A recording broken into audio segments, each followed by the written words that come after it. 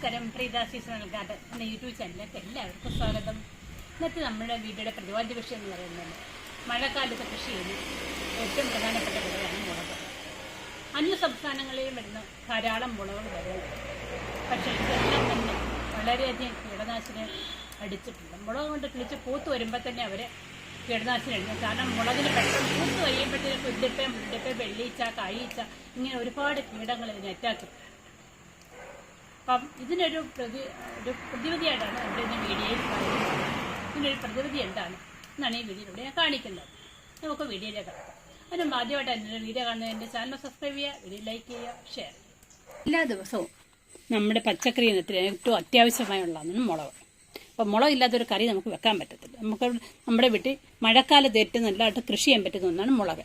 അതെല്ലാം നോക്കിയാട്ടെ, ഇതൊരു പ്രത്യേകതരം മുളകാണ്. കാന്താരി മുളകല്ല, ഒരു പ്രത്യേകതരം മുളകാണ് ഇത്. അതുകൊണ്ട് തന്നെ എൻ്റെ വേറെ എരിവ് മുളക്. ഇപ്പോൾ ഇതിനൊന്നും വലിയതായിട്ട് കുരുടിപ്പൊന്നും വരുന്നില്ല. ഉണ്ടോ? അടുത്തതുണ്ട്. ഇത് ഈ മുളക് നോക്കൂ, ഇത് ഒരു കാന്താരി മുളകിന് ടൈപ്പായിട്ട് നിൽക്കുന്നത്. പക്ഷേ ഇത് കാന്താരി അല്ല, ഇതിൻ്റെ കുറേ മുളക് ഞാൻ പറിച്ചതാണ്. ഇതിൻ്റെ നോക്കിയാലുണ്ടോ, ഇതിങ്ങനെ മുളക് ഉണ്ടാവും. ഉണ്ടോ? ഇങ്ങനെ മുളക് ഉണ്ടായി വരുന്നതേ ഉള്ളൂ. ഉണ്ടോ? ഇത് കാന്താരി എന്നിട്ട് കണ്ടാ കാന്താരിയുടെ കൂട്ടൊക്കെ ഇരിക്കുന്നത്. കുറച്ചുകൂടെ വലുതാവും. എന്നിട്ട് ഇതിൻ്റെ ഒരു സൈഡ് ബ്രൗൺ കളറാവും. അത് ഞാൻ കാണിക്കാം. ഉണ്ടായി വരുമ്പോൾ ഇങ്ങനെ ഒരു പച്ച കളർ വരും. അതിനുശേഷം ഈ കളറാവും. കുറച്ചുകൂടെ കഴിയുമ്പം ശരിക്കും ഡാർക്ക് ബ്രൗൺ ആവും.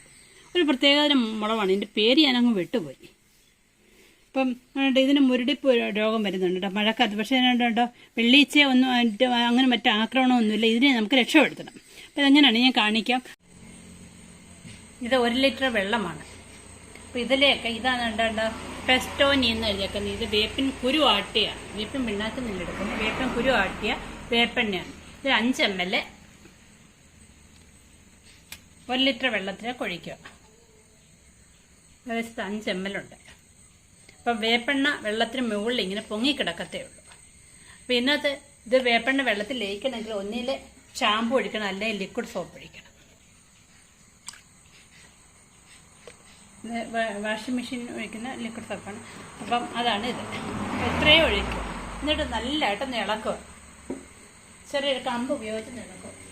കമ്പ് ഉപയോഗിച്ച് ഇളക്കുമ്പോൾ കണ്ട വേപ്പെണ്ണ ഈ വെള്ളത്തിലേക്ക് ലയിച്ച് വരുന്നു. ഇത്രയേറെ ഇളക്കി കഴിയുമ്പോൾ വേപ്പെണ്ണ മൊത്തം ഈ വെള്ളത്തിൽ ലയിക്കും. ഇനി നമ്മളിതൊരു സ്പ്രേ ബോട്ടിൽ ഒഴിച്ചിട്ട്, ഈ വെള്ളത്തിനകത്ത് പൊടിയൊന്നുമില്ല, അതുകൊണ്ട് ഭരിക്കേണ്ട കാര്യമില്ല. അത് സ്പ്രേ ബോട്ടിൽ ഒഴിച്ചിട്ട് നമുക്ക് സ്പ്രേ ചെയ്യാം. അപ്പോൾ ഈ കുരുടിപ്പ് ഇതെല്ലാം മാറും. ഇപ്പം മഴ സീസണാണല്ലോ. അപ്പം മഴ പെയ്യാതെ ഒരു അരമണിക്കൂറെങ്കിലും നമുക്ക് ഇത് പിടിച്ചിരിക്കണം. അപ്പം മഴ ഒട്ടും പെയ്യാത്ത സമയത്ത് നോക്കി വേണം സ്പ്രേ ചെയ്യാൻ. മഴയാന്ന് പറഞ്ഞാൽ സ്പ്രേ ചെയ്യാതിരിക്കേണ്ട കാര്യമൊന്നുമില്ല.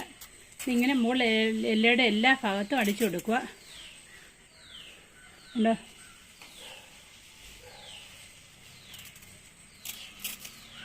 ഇങ്ങനെ ഓരോ തണ്ടും പിടിച്ച് എല്ലായിടത്തും അടിച്ചു കൊടുക്കുക. അപ്പം ഈ ഉള്ള കുരുടിപ്പ് മുരുടിപ്പ് ഇതെല്ലാം മാറും. വെള്ളീച്ച അങ്ങനെ ഉണ്ടെങ്കിലും അതും മാറും.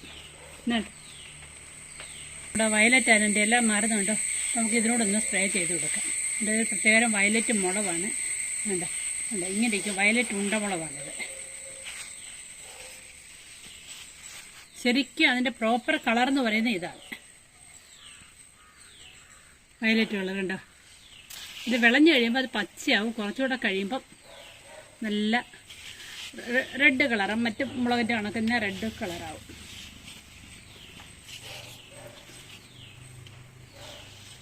അടിയിലും മുകളിലും എല്ലാം നമ്മൾ സ്പ്രേ ചെയ്തിടും. അപ്പോൾ ഈ കീടങ്ങളും ഈ മുരടിച്ചൊക്കെ മാറും. ചെടി നല്ല ഉഷാറാവുകയും ചെയ്യും.